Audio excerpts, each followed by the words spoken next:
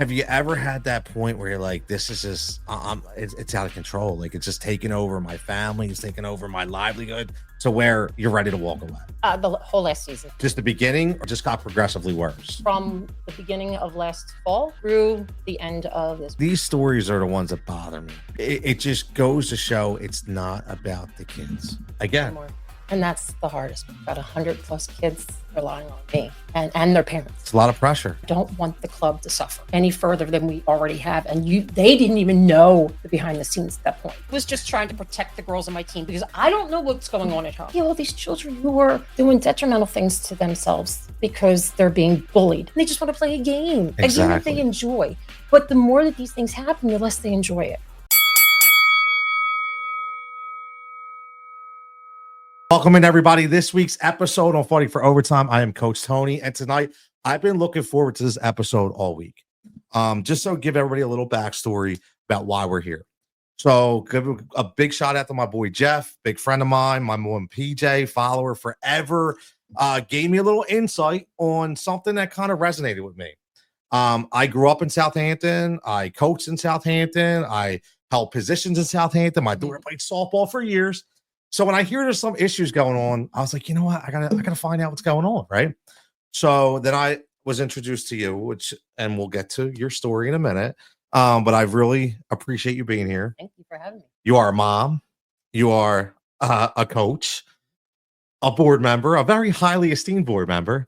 And I want to say this because I always love people that are very passionate.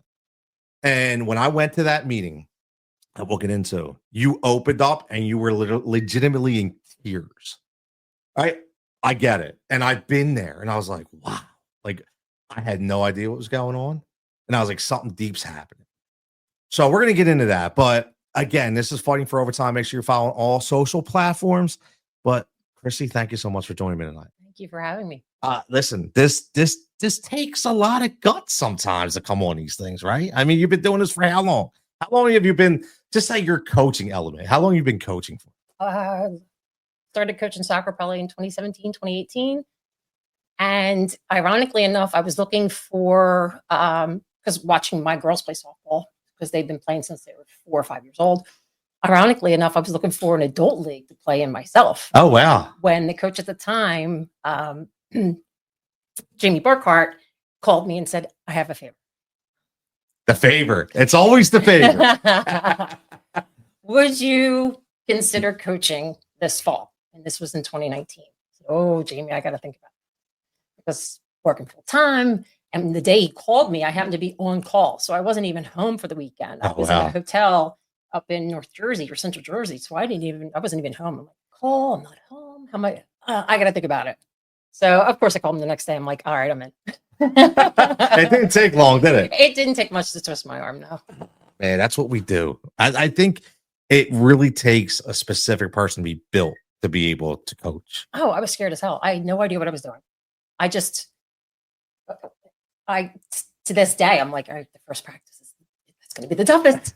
So I just try to make it as fun as possible. And that first season was like, all right, I just want to make it as fun as possible. I want these girls laughing and somehow in there throwing in lessons that they don't realize they're learning. Exactly. You said, let me touch on something because we're going to do this consistently. You said fun. And one of the biggest reasons I have a lot of people on here when I ask the question, how has youth sports evolved to where it's no longer fun? Because I do feel like, especially softball, and this is what we're going to get into. But I remember when I was coming up, I never wanted to be the elite program, but I wanted my daughter to be competitive. Mm-hmm. But it was like, was there something that could give us that mix? And back then it was, I think it's something different now, but it was the Sunday Select League. And right. And it was run in Morrisville. I got named George Riccardi, I think his name was, did a fantastic job. And we played on Friday nights and Sundays. Yeah. And it was like the perfect, because it wasn't these high level travel teams, exactly, but it was competitive, but they could still play in-house with their friends. Exactly. And it's like almost an all-star team, if you will. Yep. Well, at least that's what. But you're not carded. No, you're not none of that. You're nothing like that. You're not vetted. You're not paying thousands of dollars. You're not traveling across the country to play in tournaments. It's just girls that try out, who want maybe a little more competition than in-house, and they play in local suburban tournaments, or it's almost like a scrimmage, if you will. Yeah. Because there's no trophies at the end of the No, weekend. there's no trophies. It's just a high five. Hey, great game, and off you go. Yep. So it's almost like a bunch of friendlies, but it's just like it's very coordinated. Exactly. Which I loved. And I remember, and I know this will be a topic we get later, but I coached in Southampton with me and Rich Clark for years. Okay. If you know Rich, and great guy, one of a family friend of mine. And he was actually the first person to take me in. So when we moved up here with 2010, I still can't believe they do a draft at like 8, 9 years old. It's ridiculous to me. I still ain't get me started on that tangent. It was in, and I have them right here. Oh, look. They're in our bylaws. You have to do a draft. I have the original 2019 Constitution. They call it the Constitution. Okay. And it's in there that if there's more than enough girls for more than one team, there's to be a draft. So my first season, that fall of 2019, we had to do a draft. And I'm like, I picked names I knew. Like I don't know their level of play, because I when I went to games, if I've got to watch some of the game, it was usually when my girls were up to bat. Otherwise, I was chasing the two younger ones and keeping them out of trouble. Exactly. So, I wasn't up privy to the talent of. Well, so I just it wasn't your thing either. You're not scouting 8, 9 year olds. Like, no, but it's funny because when some of them were doing just. It's crazy. And in fact, we had that draft, and when I got home, my oldest came running down. She's like, "So who's on my team?" I'm like, "I had to trade you." And I was so deadpan. She started crying. I'm like, "No, I'm sorry. It was a joke." Think about that. I'm trying to tease you. She's like, "You didn't draft." Oh my God. I could not believe it. I was dumbfounded. And he was like, "Look, they saw this girl's name that nobody knew." She was and Rich was like, "I'll take her." It was my daughter. Oh, how about that? And it was like a match made in heaven. And he offered me a spot to coach, and then rest is history, right? So we'll get into that, because I think it's a lot of the same experiences that you're unfortunately dealing with right now with pitchers. We always had 2 pitchers on the team that were extremely good. Yeah. They weren't travel pitchers. They were just really good pitchers. And everybody would complain. And they're travel, but no, they're not. They're not. Where's their call? Like, we'll get into that. So I felt a lot of the stuff that I was hearing in that meeting. Trust me. So let me just your experiences. Number one, because this does all impact mental health in a way. I don't think people understand what parents go through. Coaches, but parents, like you're especially a parent of girls. I say all the time, being a girl dad's completely different. Coaching girls completely different. But your experiences coming up, like good and bad, about just how it's kind of changed from when your kids were younger to where they're at now. When they were younger, they were just so eager. They couldn't wait to get to practice. They couldn't wait to get to a game. They couldn't wait to put the gear on, and they're this tall, and the catcher's gear is that tall. They're drowning at it. It's so stinking cute. And as they get older, you get to about the 12U, and you start to see some of the drama because of the cliques in school. Yep.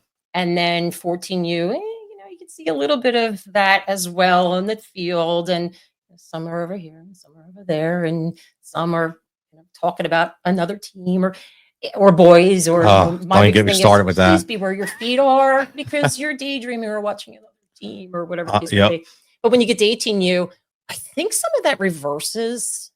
You still have your cliques, you still have your friends from school that are on the team with you, but I think there's a little bit more camaraderie. I could be wrong. Maybe because at the end, it's especially this year, our oldest aged out, and we started a new what I hope will be a new tradition. And it was the my husband pitched to my daughter for her last. Oh wow, that's awesome. And I asked, we happened to have a game that night, so it was the last game for the 18U team. And my 14U team was playing our other in-house 14U team. So I asked if they would stay that night and help us out. Okay. So I went running over right before the end of the game. And the parents of the girls that were aging out were aware of what was going on, because I had asked them, I said, "Here's what I want to do. Okay. Would you want to participate?" And they were all, "Let's do it." So last at bat, it was the mom or the dad that came up through the last pitch, and I had the 14 girls, just like a tenant, where I had them line up down the third base line Okay. with their bats up, Yep. kind of like the Marines. Yep. And they won their last trip down from third to home plate. Okay. They went under. Oh, that's awesome. And then one of the moms had sunflower seeds. They're throwing. I was throwing them up like yeah, confetti, right? As they were coming, that's awesome. Yeah, as they were crossing the plate. That's awesome. And they'll remember that forever. And I can only hope that we can make that a tradition. But yeah, that's so you saw a little bit of that, and some now are like, I want that to be next year. Yeah, absolutely. That's huge. Oh, some of the girls from the other team. Yes, we did. We invited one of the girls from the other team who was also aging out, and it happened to be the last game, but it was an away game. So I reached out to the coach and I asked, I said, do you have any girls who, it's their last game? Because I would like to honor them too. Okay. So she went first. Wow, that's awesome. I like that.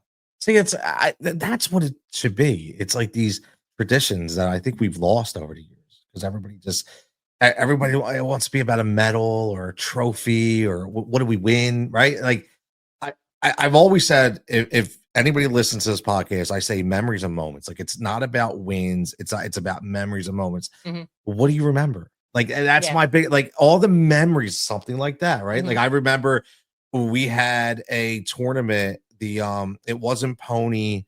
It was the championship in Ocean City, Maryland. Okay. And we were out there one year, and it like today poured hellacious rain everywhere. And those fields just completely got flooded, but they have to play the game. Oh, yeah. We had like a 3-hour delay. We're getting the fields ready. It was unbelievable. It was, but the memory about it was we had 8 teams. They were all 16U. I think it was 14U girls. Okay. All 8 from all over. They got together. They did line dancing. They had somebody brought a speaker out. And they were all having a good time. Yeah. They didn't know each other. And I was like, this is what it's about. Yeah. And I think we lose sight of that now. And I get it. Listen, there's going to be players that go pro. There's going to be players that train hard. There's nothing wrong with that. Like everybody has their lane. I get that, right? But I think we're forgetting about what these sports actually were resonated upon. And I think that's one of my biggest gripes about everything. So over the years, just as a parent, as a coach, have you ever had moments where, whether it be your own kids you've coached, like, wow, they're really going down a rabbit hole a little bit. I need to really step in and make sure that they start getting back on track. But that's not the stuff that like you were just saying, maybe they were getting involved in the wrong crowd, or you hear rumors about something that's happening in the bathrooms at school. Yep. I try to keep a lookout for changes in behavior or attitude, or just them not being there in the moment.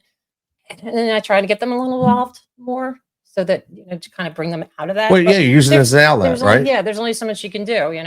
I'm not the parent, but I have to report things that you see, because as a coach field, teachers have to do the same thing. You see things that we're reportable. Yep. So, you just keep an eye out for. A lot of it, I think, comes with the territory, unfortunately. And I think that's where, a lot of the stuff that you're dealing with now, or you are dealing with, just so everybody knows, can I say what your position is? Sure. So you are the president of Upper Southampton Softball. Right.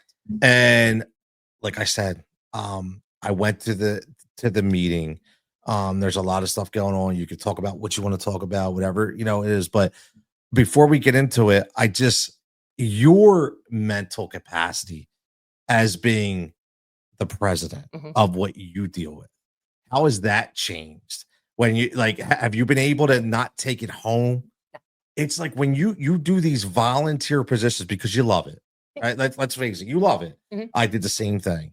You love it because I always say I have all my kids, because it's not just about your own, it's about all the kids in the program that you coach and that you bring up. Have you ever had that point where you're like, this is just, it's out of control. Like it's just taking over my family, it's taking over my livelihood, to where you're ready to walk away? The whole last season. And from just the beginning, or just got progressively worse? From the beginning of last fall. Okay. Through the end of this past. So I know, as you being president, you've dealt with a lot of issues, and we would probably be here for a year if we talked about all of them. Uh, and, and unfortunately, the reason why I not only for you to tell your story, but I really related to a lot of this stuff because a lot when I went to that meeting, and which my God, it before you guys even got to your actual, your actual topics at hand was like an hour and a half just on that, right? Yeah. And that was the first meeting that you look around and you're like, wow, all of a sudden now because you sent an email out earlier today because you said you were stepping down, right? I did. I sent an email. I should have spoken with the rest of the board, but it was a spur of the moment. It was something I typed up, and then I thought, you know what? I just have to do it. There was an ultimatum given, and I thought it would be best just lay on the sword and be the bigger person. Unfortunately, fortunately and unfortunately, I didn't want the girls, the 100+ girls. There used to be a lot more, but we've lost a lot with COVID. The 100+ girls that play for Upper South who rely upon me and the board and the coaches. I didn't want them to have to suffer and find another league to play in. Because believe me, since the first email that I received about being tossed from the league that we designed and built, I looked for other leagues, and there aren't any around. They're not there. So there are, but they're Jersey or Philly. A lot of traveling, and that's not what an in-house right club is about. That's a travel team. You want to travel far, and go ahead. That's a travel team. But for an in-house team, I just thought that was too far. So I thought, you know what, it's not what I set out to do when I started writing that email. But I changed it from here's what we may have to do to here's what I'm going to do. I'm going to step down as president because I'm being told that I have to. Or we as a league, we as a club are being tossed out from our league, from the ISA. And I thought, you know what, I'll find another club to play for because I was then told I can coach. And I want to coach. Right. So I thought, all right, I'll find another club to play for. And at the bottom of that email, I just sent, we'll be having our next board meeting will be happens to be like 2-3 days later. If you have any questions, please come out. And about 40 people showed up. And it was overwhelming. Right. Honestly, I walked around the corner from where I parked. I'm like, what's happening? Not used to that. No, I'm used to just the board. The board and maybe one or two other people. All the time. Yep. And so it was, you're right. We spent about an hour and a half talking about. I was blown away. I say that because, I was given a little heads up on what some of the issues were. And when I got there and I saw you with Kleenex in your hands and I saw you, and it was like pretty devastating. I was like, it's not supposed to be like this. This is supposed to be, we're doing this for the good of the club. It's supposed to be about the kids. Yes. It's supposed to be about the girls. And here you are, like basically you're on trial, it felt like, and you're having to defend yourself, which I thought was ridiculous. And let's be honest, and I know you don't have to answer this, but I look around, I've been to these meetings. I look around at 40 people that are all gung-ho. Yeah, we're going to do this. We're going to do that. And then when we're ready to do it, they are gone. They're nowhere to be found. Well, it's summer. I need a break. I can't do it because of work. I heard all the excuses, right? So I commend you, number one, just for being honest about it, because that took a lot of guts. Well, man. one of them they rely upon us and they come back year after year for a reason, right? Whether it's the fields, the coaches, or just the location. I wanted to be frank. Here's why I said what I said. Here's why I wrote that email, because I don't want the club to suffer any further than we already have. And they didn't even know the behind the scenes at that point. Nobody knew. I saw that. Yeah. They were like, what happened? They had no idea what I have been enduring for months. And speaking of, so let me ask you, and again, you don't have to go into any detail. No big deal. So I want to make sure I understand. So this is a league that has 4 teams in it, correct? No, there's multiple teams. It started with just 4. That's how it began back 2019. Maybe it was Northampton, Upper South, Lower South, and Warminster. Warminster folded. Warminster's twice the size of Southampton. The problem with Warminster down on fields. They used to. I played for Warminster when I first moved up here from Philly, but because I coached and we could never get a field. All we had was Werner, and because I had lights. Okay. And Pioneer Football took that over once So we had Yeah. so we were actually going to Posse Okay. to play because we didn't have a field with lights. Gotcha. There's fields back on Monroe, and then they've since built fields across the street, but they don't have girls playing.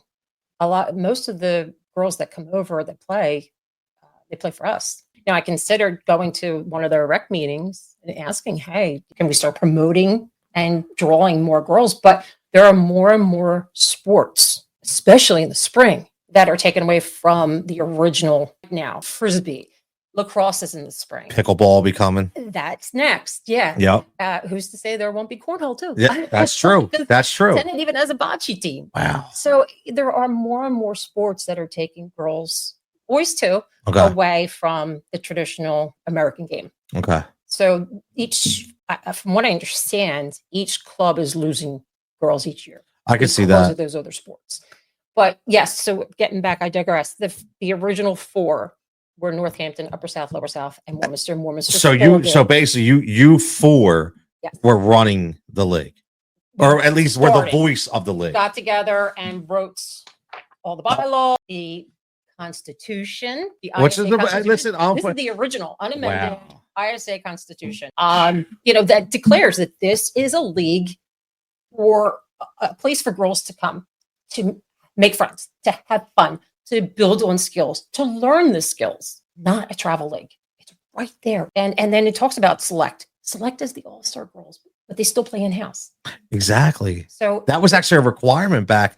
Is it still a requirement that so ours was you had to play in-house in order to play select? So a number of years ago, there was a travel team that started with Upper South, and those, again, board, I was not on the board at that time, but I remember some of the conversations that took place. It was, well, we can't not have these girls play because then we lose numbers.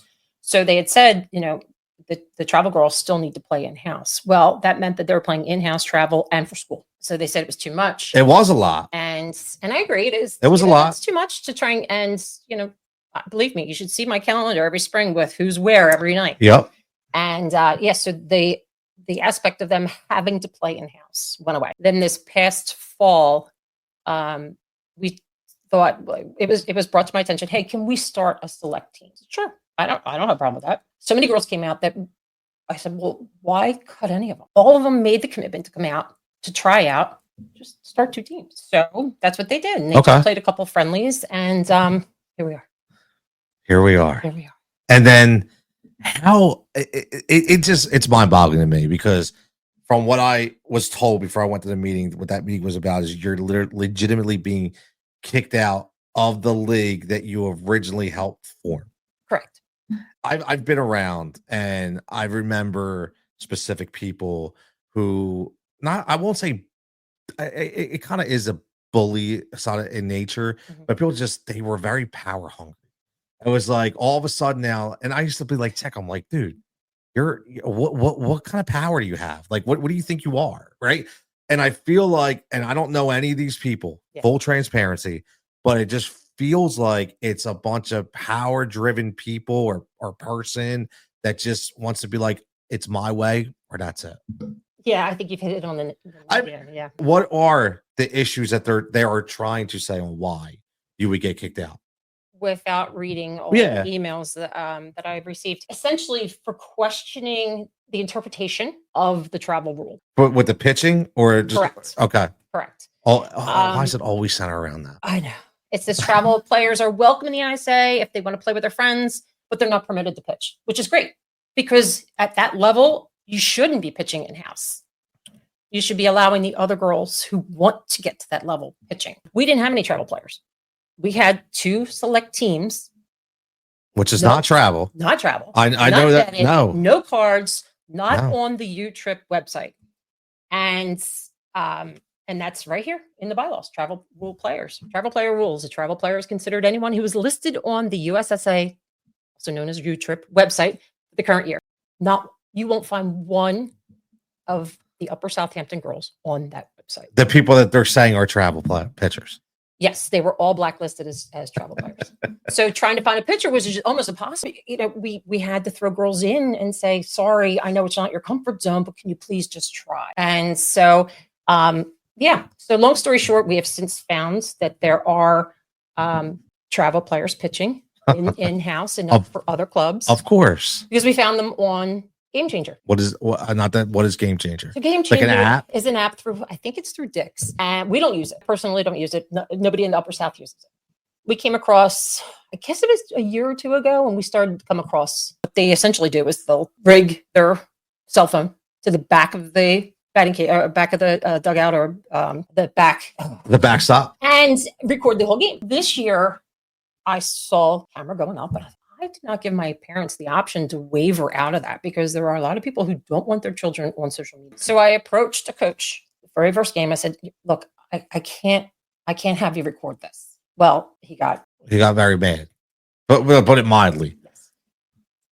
I said, "Fine. If that's the case, I don't want to see any of my girls on any social media platform." I wasn't even home yet, and they were already posting. And my phone's blowing up from parents saying that are mad. I understand the concept of Game Changer. It started out maybe about coaching and reviewing the game. I don't know. They're not professionals. Why are you doing that? I don't know. But what they always decide or the falter excuse is, well, grandma can't watch because she can't make it here. So we're recording it for her to watch. Well, can you prove that to me? Right. If that's the case, just record clips of your kid. Exactly. So what they did was they took clips of the pitcher striking out a girl from school and posting it all over Snap. So they were utilizing that app for leverage to do other things. It wasn't about showing grandma what was going on. Now maybe the parents were, but the kids on the team were using it disparaging. And that was the problem I had. And I brought it to their attention once. And then I was told that I was fighting about it all season. I was just trying to protect the girls on my team because I don't know what's going on at home. I don't know if there's a custody battle taking place. There's a lot of that. That's a big deal. I always joke saying, well, what if I was on the witness protection program? No, it's true. But there are so many legitimate reasons why. I don't want my children posted on Snap or Facebook or anything else that's out there because there's just too many websites that will take these pictures and abuse them. Oh, yeah. And then, you see all these children who are doing detrimental things to themselves because they're being bullied. Yes. They're being bullied. That's a huge point. Cyberbullying is such a problem. And, ultimately, that's what it comes down to. I don't want to see that. There's too much going on in this world for kids to worry about. They don't need to worry about that. They shouldn't have to. They just want to go out and play softball. They won't play with their friends, man. They want to show up on Saturday morning or Friday night or whatever day we're playing, and they just want to play a game that they enjoy. But the more that these things happen, the less they enjoy it. Yep. And I tried to keep all of this aside, and I tried to keep all the kids. Anytime there was a conversation, they were on the bench or they were on the outfield or they were huddled up talking about the game or whatever the case may be. I tried to keep them away from it. Even at home or in the car on the ride home, I wouldn't tell my own girls what the conversations were about because it's, they don't need to know. But how did it impact? How did you keep a level head without impacting you? Because that happens. It's just indirectly. You're a human being. It's got to weigh on you. I don't sleep a lot. Yeah. And when I do, I wake up in the morning, I'm already stressed thinking about the problem at hand because now I got to find a new league for my girls to play. Once this started to happen, I heard when I was at the meeting, they were talking about lots of emails going back and forth, messages. Like, I mean, when did it finally just get to a point like we're telling these people you need to just back off? I stopped answering the email. We had an ISA rep, and I forwarded everything to him to try and smooth things over. And they met face to face. They had several phone calls, and from day one, this individual already knew he was throwing us out of the league. So, there was no change in his mind. It was already preconceived. Yes. Yep. Yes. So, and I had that in the back of my head. And like I said, I did look around and there's just nothing. So the last meeting, I reached out and I asked the parents, I said, I need your input. So we had a meeting and I said, here's the situation. What do you want to do? I said, I have some ideas, but I want you to be involved. This is your girls' club. This is your girls' teams that we're talking about. I don't want to see this club go under. It started 40 years. It'll be 40 years in 2 years. 20. 1987 it was started. So it's almost 40 years. I don't want to see it fold. I don't want to see it fold under me. I don't want to see it fold at all. Give me your thoughts. Should we try and fight this? Should we start our own? Should we try and join another club, merge with another club, and they can use our fields because we're one of the only ones that have lights. Yes. Oh, that was always the advantage. You know, Always.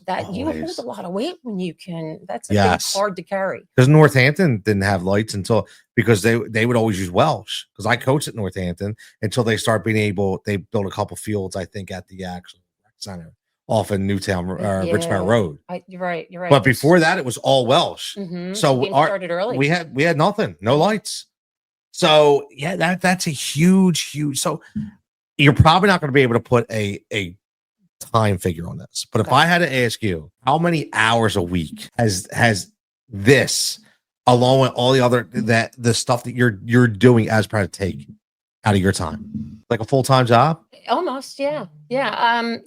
In regular season, I spend at least an hour the night before a game getting my lineup ready, getting who's playing where, because I never put the same girls in the same position because I want them. The only position I don't ask them to play is pitch. And then there's always one or two that always want to catch, which is fine. I still take them out of that position every once in a while because I want them. Basically, I tell every kid, I said, here's what I want you to say when you get to high school. When the coach says to you, where do you play? Your answer is going to be wherever you need me to be able to say that. I want you to be able to give yourself options. How to play all these positions. Yep. So we work on coach, I can't throw from third. Well, guess what? You're playing third. Build up the strength to make that throw. So, it's little things like that. Same with, center field. I always play a short center fielder because at this level, second and short always want to run. They're banging into each other. They're closing. They're getting in the way, So it's just think about it. Here's a great part about what you just said, just indirectly, where you talked about the girl third base. Mm-hmm.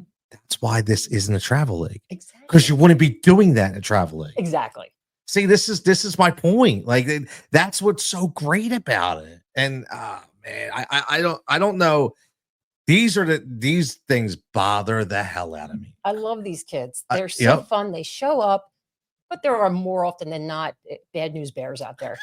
And we're laughing. And I'm like, brush it off. Let's go. I remember you're winning, and you learn from that. A loss isn't a loss. It's an opportunity to learn. Okay. Yes. We missed a couple pop-ups. Guess what we're practicing? That's the league we're in. It's a learning league. They're just learning the basics from 6U up. And if they want to take those skills to high school, then that, I'm happy to help. And I'm glad that they were able to get to that level. But that's all we are. No big trophy and rings. Right. They got no Eagles rings here, right? And, even if there were, I remember playing, whether it was soccer or softball, and we won things. I don't know where those trophies are. That's what I said all the time. Everybody was always, "Where's my medal?" I'm like, "For what?" Like at the end of the day, I mean, it doesn't matter. It's what you said, and again, I keep saying I commend you because not everybody wants to take this amount of time. Not everybody wants to put this kind of commitment and sacrifice into it, and that's why it's so important for people to realize and listen. I can hear that tone of your voice. You live it, you feel it, you love it, right? You're passionate. That's not something that everybody has. And when you have it, people should be lucky to have it. And now we're sitting here and now you have to find out where you're going to be able to put these kids to play. And that's the hardest. We've got 100+ kids relying on me and their parents. It's a lot of pressure. So, I'm sure we'll lose some this season because we have fall ball first, right? Correct. Now do you still have a fall ball league? Like because I remember 15 teams. Okay. Oh, so you can't. So you're out. So is it? So let me ask: is this definitive? Like it's like I don't know. Oh. So from what I've spoken to Northampton, they did not vote us out. But how much do you keep fighting? What I asked the parents that came out, I said, like, what do you want me to do? What I have some ideas of how we can move forward, but I want to hear from. Let's start thinking outside the box. What are your thoughts? And most of them just said, we just want our girls to. And I'm like, so we're going to start from the ground up. We're going to focus all fall on fundamentals. I'm going to talk to Quickball about the girls that play there and bring them over. And, let's start from the ground up with the younger girls. I'm going to try and get games for the older girls.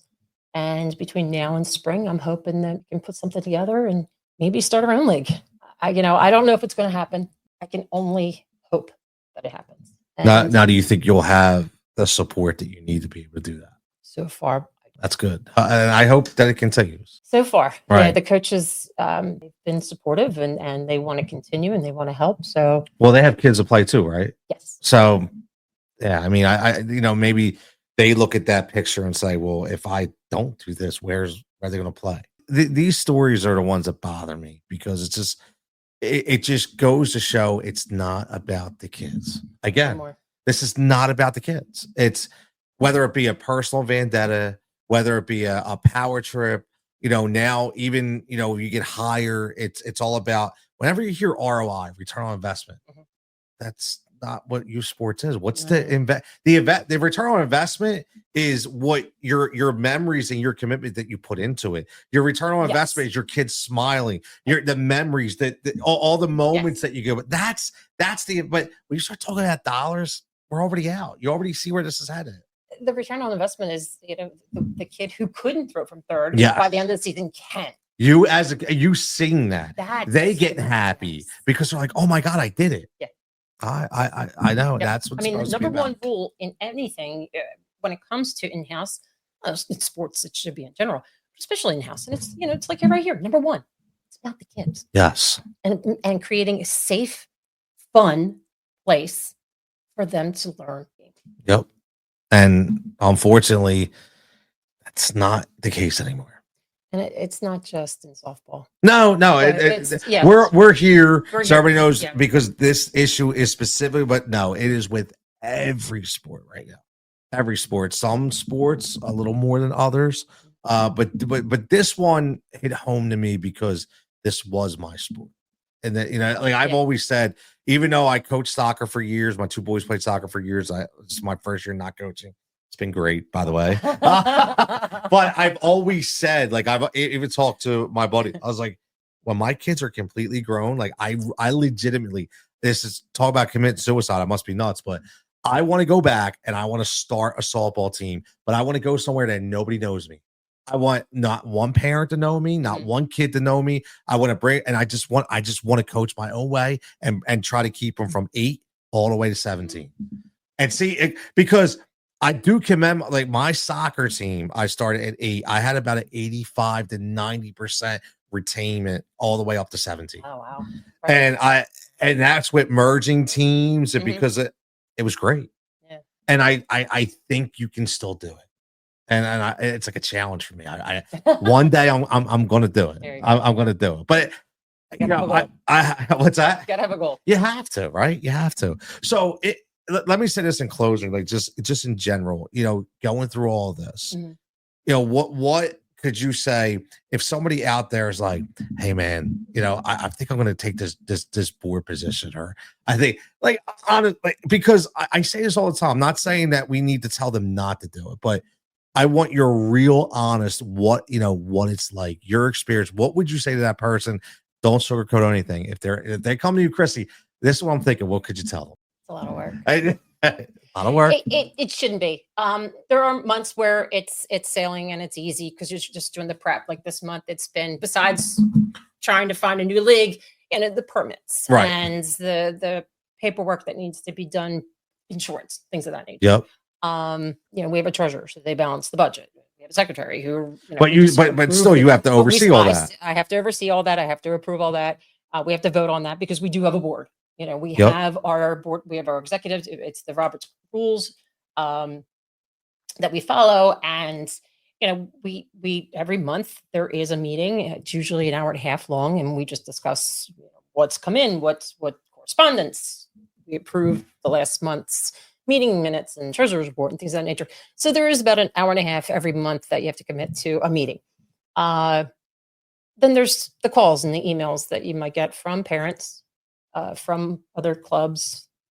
Then there's the scheduling if you have to reschedule.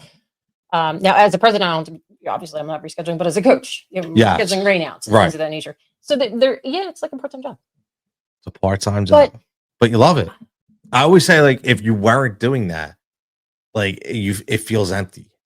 When I stepped down because I didn't want the kids to suffer. Right. I was nominated again as treasurer and president.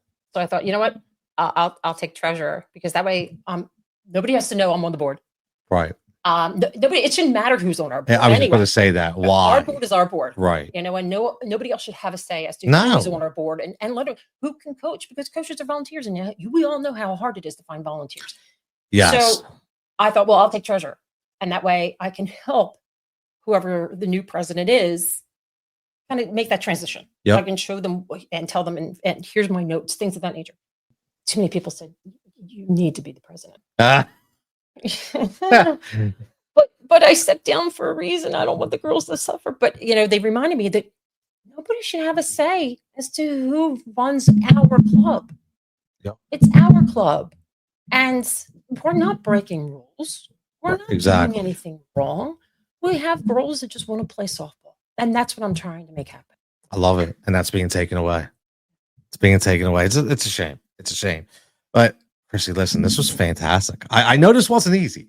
No, you almost. I'm not an emotional person, but I could starting a little. Yeah, but it's because you're reliving it again, right? It's like, and again, it's an emotional roller coaster. Oh, without a doubt. And I, again, going forward, the stories that I cannot wait to tell and will piss more people off. But it's okay. It's okay.